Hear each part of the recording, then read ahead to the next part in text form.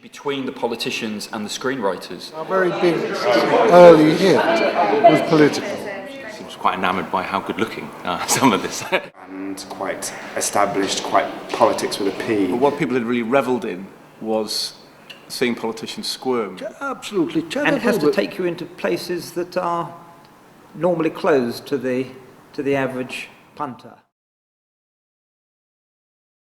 Yeah, it's interesting to bring all the people together, all the academics together who study different aspects of politics and fiction, both from Britain and the United States, because I think for a very long time the discipline of politics has seen fiction as a bit of a marginal kind of activity of interest, but and there's people who do study fiction and they look at television and cinema, but not in how they depict representative politics.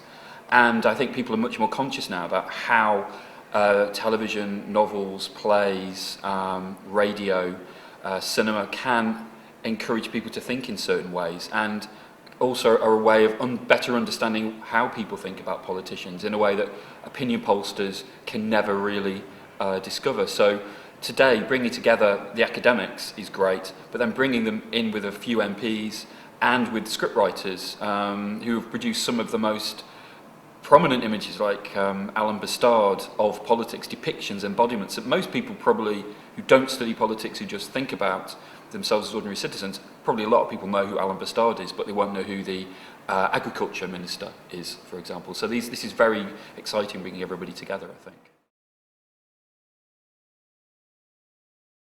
That's a whole area of debate about what role fiction can play in real politics, and by and large most people who look at the matter agree that if you have the same kind of depiction across a number of years, decades even, then that's something that it may be reflecting, it probably is doing at least reflecting what people think, but it's also encouraging people to think in certain ways. So it's a kind of a long-term process of reflection and construction that's been going on since the days of Dickens, since probably even Shakespeare. But because we live in a more mediated society, and particularly the more times politics is depicted on the screen, on television, on cinema, these are mass media, then I think there's a greater sense that the more an image is reiterated, even though originally it's reflecting a kind of an opinion, but the more it exaggerates, stereotypes, the same kind of image, the same kind of plot lines, then there's greater sense that it's helping to codify and make more concrete and a particular and ultimately negative in this country view of politics. And the harder it is for real politicians maybe to break out, to stand out. I don't think the answer is to say we have to have a British West Wing, because that first of all would be a false kind of construction. Where would it come from? I mean, just because a politician and maybe some political scientists would think, well, it would be quite a good idea to have a more positive depiction of politics. There are good reasons, or bad reasons, but there are reasons, very strongly embedded reasons, why we don't. So it would look maybe a bit odd and quaint, maybe. I don't know if it would work.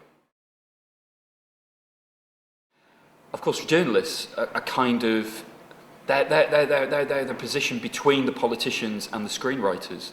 I mean, the journalist is a kind of intermediary who is obviously interested in politicians and wants to report politicians and politics to the public, but they want to report it in as accessible a way as possible. And to some extent, they're also going to be influenced by the most familiar, the most prominent kinds of fictional images that pop up at any particular moment.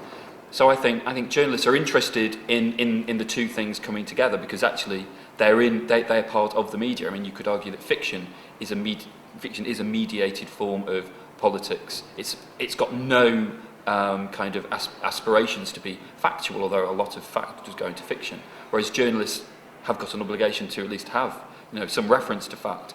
But I think they're all, journalists and scriptwriters and politicians are all in the same kind of business of representation. The politicians want to represent themselves, and sometimes they do that by acting. Tony Blair was a great actor, to convey something about himself. Gordon Brown is a terrible actor and can't convey some things about himself which are probably genuine and as but he just can't convey it properly. David Cameron is a good actor.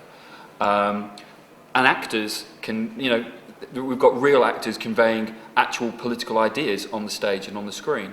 And so it's no wonder that journalists, as a kind of hybrid form between the two, are interested in the representation of reality and the reality of representation.